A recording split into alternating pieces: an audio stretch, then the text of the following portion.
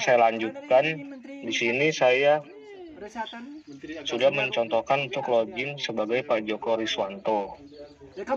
Tampilannya sama seperti admin KWL tadi. Tampilan awalnya akan muncul data dashboard Kementerian Agama.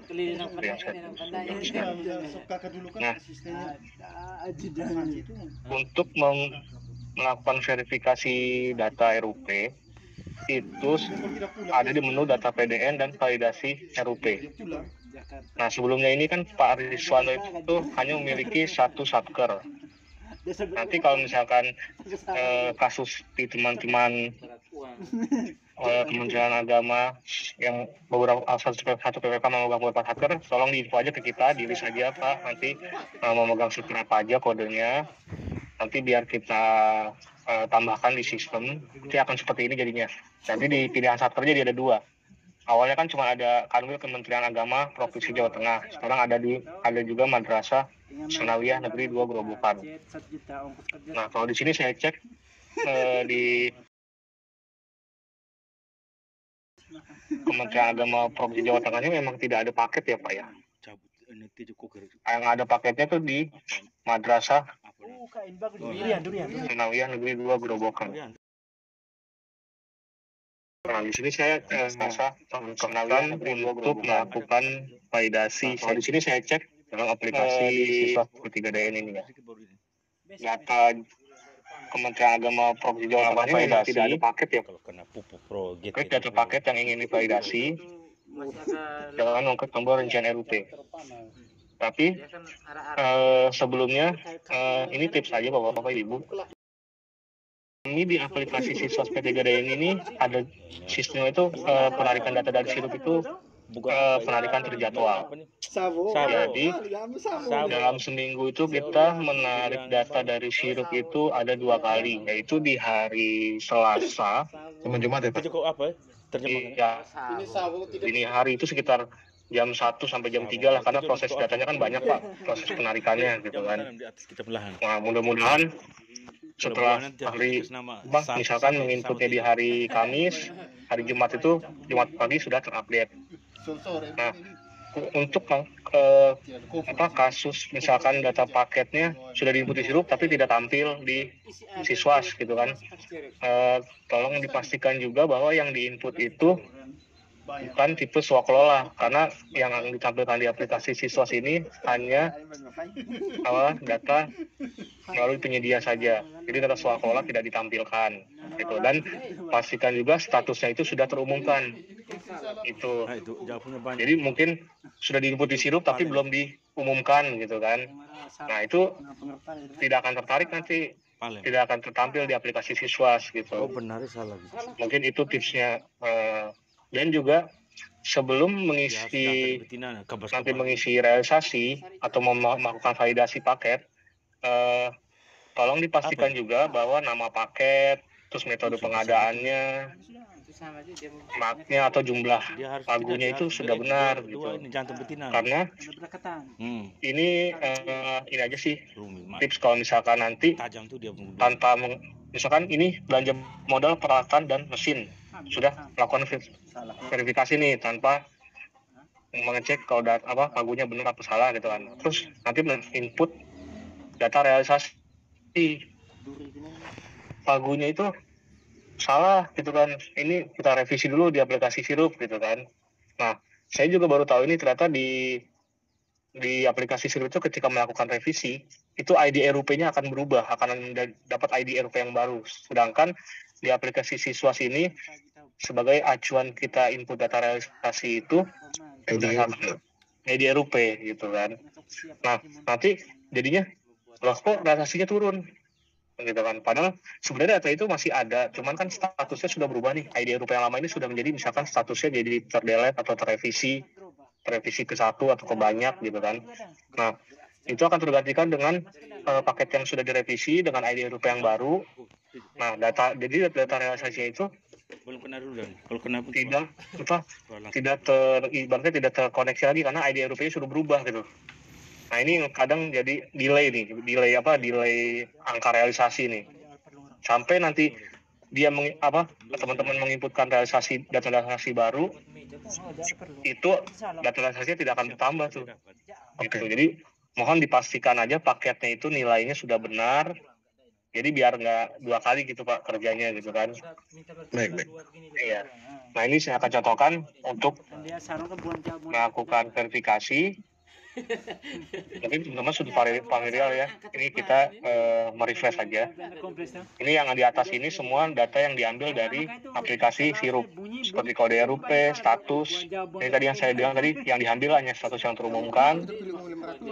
Nanti ada keterangan paket, pelaksananya, terus nama PPK-nya, ini PPK, metode pengadaannya, pagu pengadaan. Nah ini tagging PDN-nya dari yang Sirup.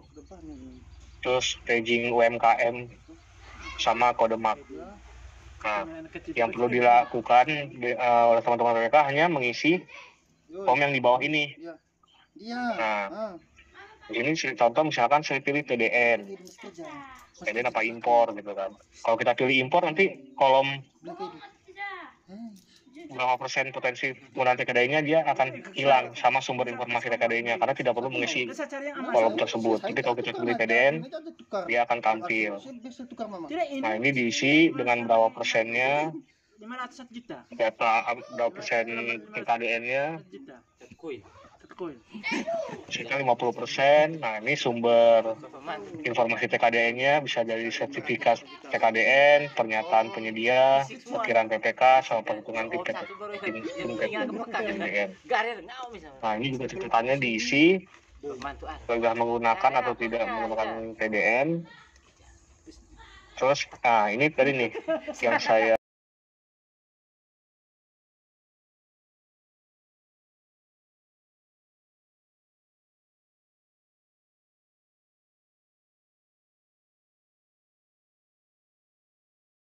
menurut itu aja sih Pak. Kalau kenapa cerita lucu paket ini tidak menggunakan PDN gitu, kalau misalkan menggunakan PDN kenapa gitu, dijelaskan aja sih Pak. Ini juga kurang ini sih personal ya justifikasinya barangkali, justifikasinya kenapa tidak menggunakan PDN gitu Pak. Ya kalau yang menggunakan PDN maksudnya Pak Didi apa gitu. Kalau menggunakan PDN tidak PDN kan jelas ya justifikasinya. Dengan judul. Terus yang kalau menggunakan PDN catatan ini apakah boleh kosong atau wajib isi atau gimana gitu Pak? Izin.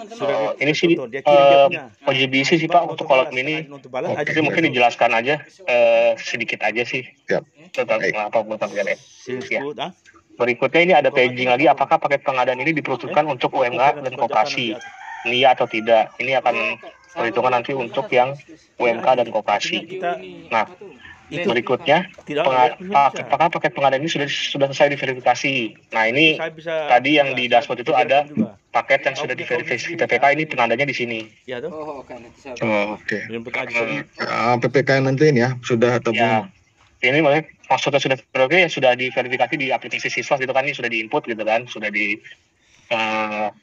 berapa potensi udah diinput persentasenya, terus udah diinput sumber informasi karyanya. Nanti kita kalau selesai nanti klik simpan. Mohon izin saya boleh pakai data satu ini ya Pak Joko Riswanto ya untuk mencontohkan ya, nanti silakan direvisi ya Pak ya. Ya. Pak Jokonya nggak bisa bersuara lagi, kita tutup Pak biar fokus dengar dulu. Kita pakai nggak apa-apa. Jawab kita. Saya izin dulu pakai. Siap Pak. Saya rasa nggak apa-apa.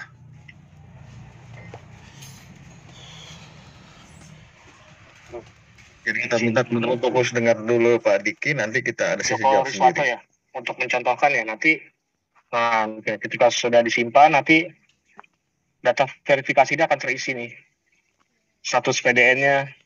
Karena kan ini kan dari data RUP, ini bawaan tagging dari Sirup PDN. Ini pagunya berapa, nilai PDN ini juga tagging dari aplikasi Sirup. Nah, ini tagging yang ada di aplikasi siswa. Tadi statusnya PDN, sumber informasinya apa, perkiraan PPK, nilai PBJ-nya berapa, nilai PDN-nya berapa, karena tadi sudah di tagging PDN, pasti nilai PDN-nya full PDN gitu kan. Terus nilai TKDN-nya ini sesuai presentasi tadi TKDN yang diisi 50%, jadi 30%. Oh. Ini masih bisa diedit nggak Mas? Kalau masih bisa Pak, masih bisa diedit Pak. Kasihan Pak Jokonya nanti kalau nggak bisa diedit. Bisa. Nanti tinggal diedit aja di sini Pak. Siap. Tinggal dilakukan edit dulu. Itu ya Pak Joko ya, nanti tinggal edit ya. Nah, berikutnya yang dilakukan tim teman-teman PPK itu melakukan input data realisasi. Input data realisasi itu ada di menu, di bawahnya menu validasi Eropa itu ada menu monitoring P3DN. Oke, siap. Nah, sama ini kita pilih Kementerian Agama karena aksesnya Kementerian Agama. Nah, ini aksesnya pusat ke mana? Siap. Pilih, klik refresh. Nah, di sini ada data yang tadi kita sudah input, cuman status data realisasinya masih belum diisi, jadi baru fokus di isian merah ini. Berarti ini belum melakukan isian realisasi nih kalau belum ada ini gitu kan, kalau masih ada tulisan ini gitu kan. Nah, kalau untuk ingin melakukan input realisasi, kita klik tombol paling kiri ini ada klik tombol tambah realisasi.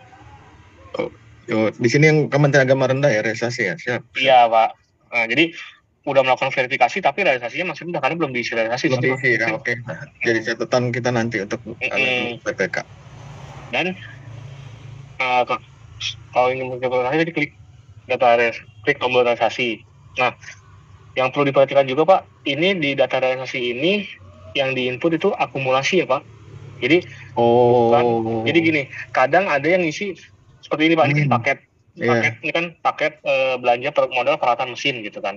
Nah, ternyata ini dilakukan beberapa kali pembayaran gitu Pak, pembayaran 1, pembayaran 2, pembayaran 3 gitu. Jadi diinputnya 3 kali.